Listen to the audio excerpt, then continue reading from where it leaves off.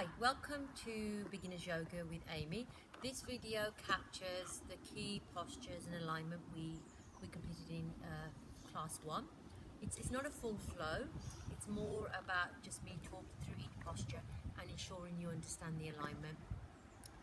Okay, so as you know, you started your yoga in Shavasana. So Shavasana is lying on the floor, your feet are falling to the edges of your mat. You're shrugging your shoulders down away from your ears with your palms facing upwards.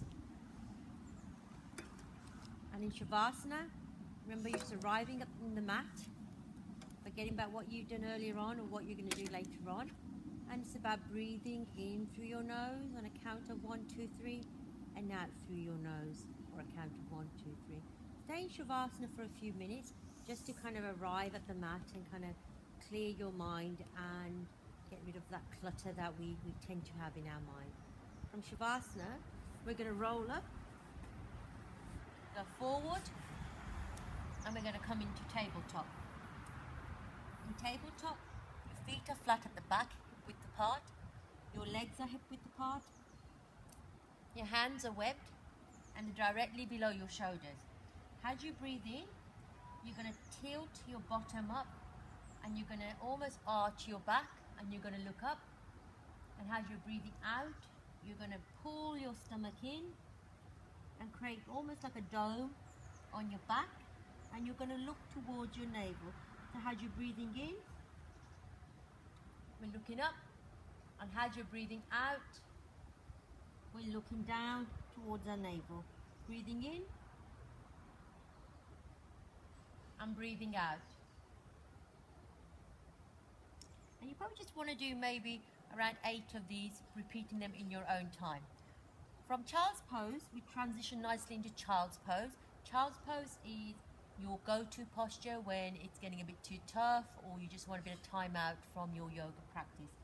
So take your toes, your big toes are touching at the back, bring them together, put your bottom on your heels, and then basically take your hands, slide them down your thighs, across your mat, trying to keep your toes, your bottom as close to your heels as you can, and then stretching those hands out, and you're almost pulling your body in 2 different directions. So your hands are going one way and your bottom is going the other way, and then you rest by putting your forehead onto the ground.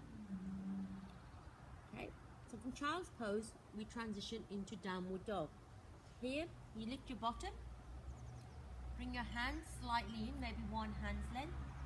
Take your feet, spread them to hip width apart, curl those toes, and you're kind of lifting your bottom a bit here, and you start dipping your back.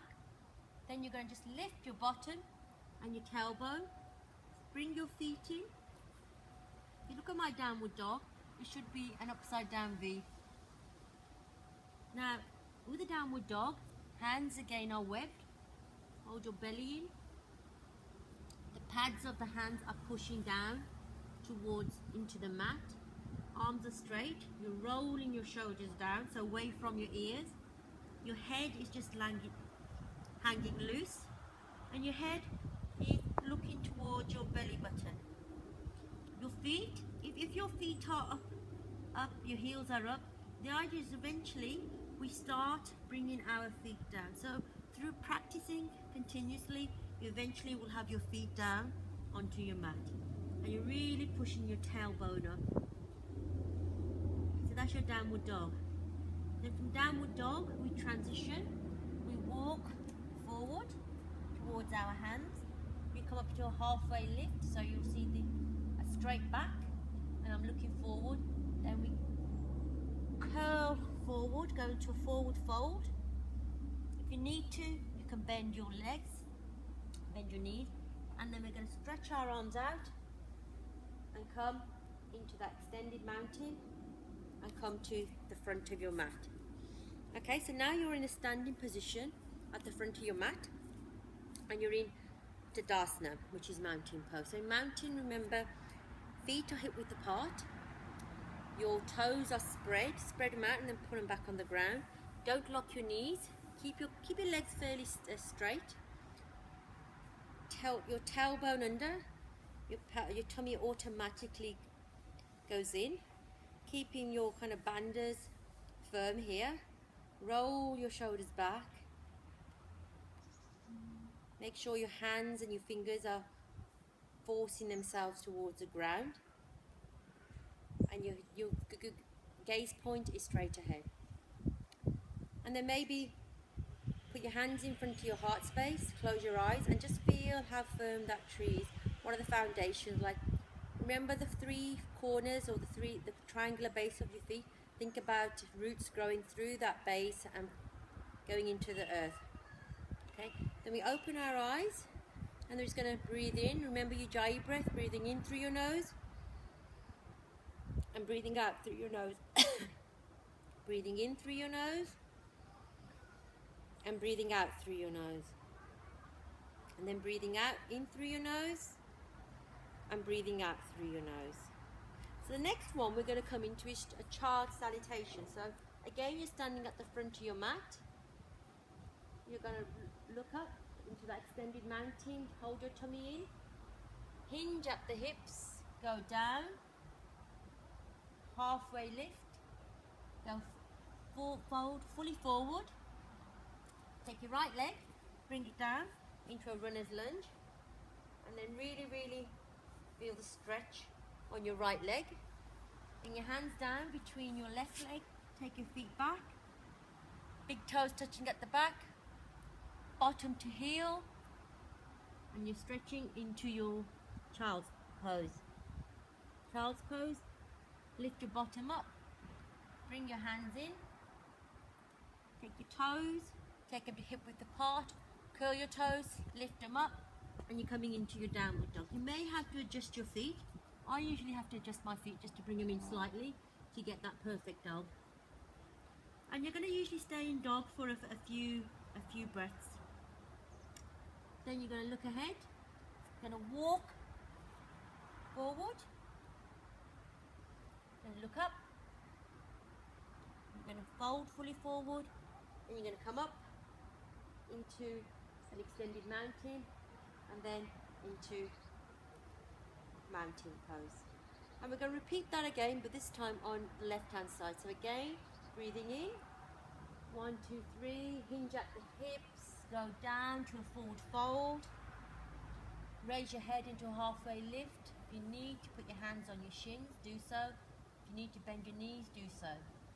Fold forward, fully forward on the exhale, and then take your left leg back into a runner's lunge and really get that stretch going down the left hand side. Okay. Then put your hands down between your legs, take your right leg back, come into the child's pose.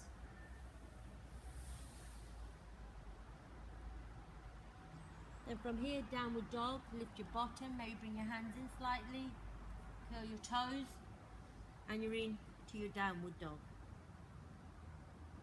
And then you're going to look up, walk forward. You'll automatically be in a halfway lift. At any point, if you need to bend your knees more than you feel you need to, please do so. And then you're going to go to halfway lift, fold fully forward, reach the top again, and then come back into mountain. Now we're just going to do a standard kind of a forward fold, which it's a really nice kind of hamstring stretch, this one is. So breathing in, lift up, take your chest right to the sky, and as you're breathing out, you're going to come forward. You're just going to hold each elbow, and you're just going to hang there. If you need to, you can bend your knees. Just come on this angle. If you need to bend your knees, do so. Keep it straight, great. If you can go further, you can take your 2 peace fingers, hook them around your toe, big toe, and then look up. You'll notice my arms are straight, back should be fairly straight, and then you're going to pull yourself down. As I pull myself down, my elbows basically go outwards. Demonstrate it off this way. So I'm looking up, and then look, my arms go outwards. And my gaze point is towards my navel. And you can stay here for a few breaths. You can take this posture one step further by taking your hands and placing them underneath your feet. So your feet are on the palms of your hand. Your toes may be touching your wrist crease. So look up and then again fold fully down. And again you can stay in here for a few breaths. Just a bit of advice, when you're breathing in, kind of release the stretch, and as you're breathing out, kind of go deeper into that stretch. That's why in yoga you tend to stay in postures for 5 breaths, just to allow us to get deeper into that stretch.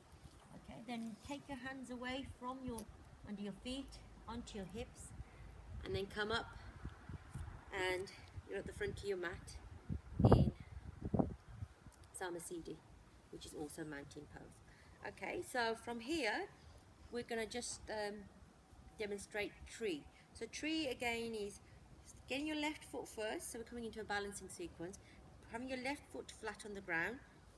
Remember that triangle base, and remember the roots going into the earth. Take your right leg, either place it next to your ankle. You can support your balance here by having the toes touching the ground. Either take it to your shins. If you can take it higher, you take it to the inside of your thigh. Okay, let's see my balances today. Have your buttocks really tight. Never put your foot over your knee like I have here, just demonstrating. Balance is a bit off today. So this is tree. Your gaze is just something ahead that isn't moving, and it's very important for when we're doing balancing postures, because they really help us kind of look internally. Take your hand up. Ooh, rocking tree today. And don't worry about your tree falling, just prop yourself back up again. Bring your hands down, and then walk out the feet, and we'll do that on the left hand side. I know my left hip is a lot less flexible than my right, so I don't tend to go that high with them. So again, my left leg is against my right leg. Firm your buttocks, really keep your buttocks tight. Hands together. Take your tree up. Look, gaze somewhere ahead. Soft gaze, something that's not moving. Stay for a few breaths, and then bring your prayer down and release your leg. Okay, so that's the short kind of standing sequence, and now we're just going to go into some of the seated stuff we did. So again, we're just going to come down onto our mat. Feet are hip width apart. Come down, and we're going to do bridge now. So knees bent. See if you can just stroke your heels. Feet, hands are flat next to your body, and then you're going to basically come into bridge. So you're going to lift your bottom, really push your feet into the ground, into the mat. Lift your tailbone, your lower back, your middle back, your upper back, and then see if you can take your arms, shoulders underneath, and clasp your hands together, and then really straighten your arms and pull them down. Think that you've got a grapefruit between your legs, and you're really squeezing into that. Stay here for a few breaths. Then as you come down, just slowly release your back, and then squeeze in your knees just to release your back. Okay.